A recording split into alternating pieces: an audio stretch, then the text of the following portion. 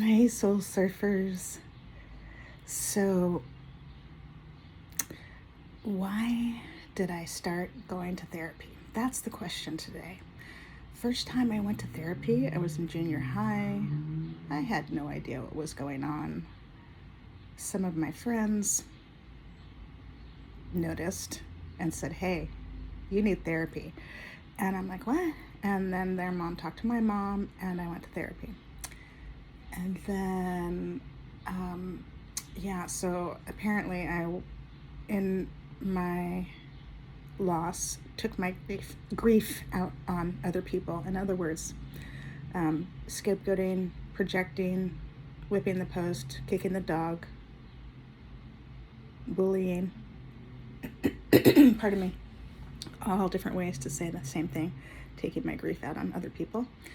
And grief from my relinquishment and adoption that was never addressed.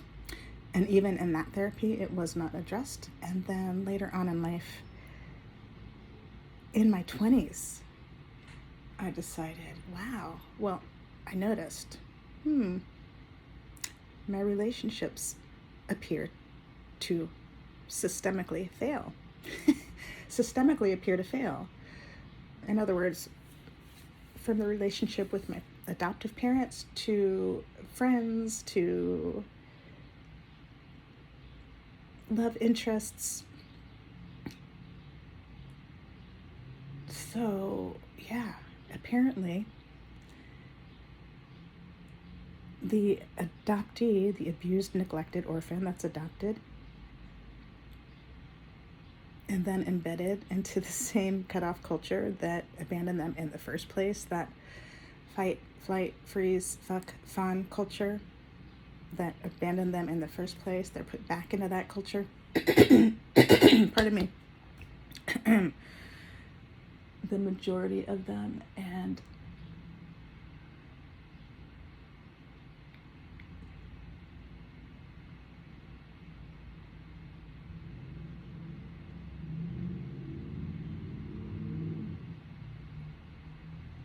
relationships fail.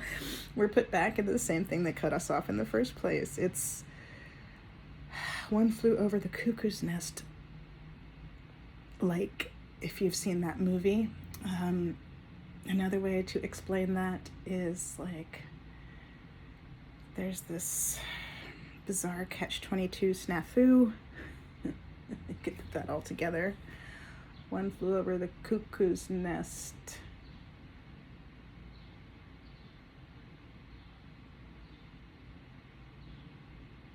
Yeah. It makes you lose it. So, all that to say, once I realized, you were abandoned by this fawn, fight, flight, fuck, freeze cycle. And then you were put back into that culture. Some people call it the cutoff culture. Some people call it the culture of critique. No wonder shit's failing. And I began playing my cards. And life started changing. Dancing away from those cycles, immersing into adoption spirit magic, and understanding,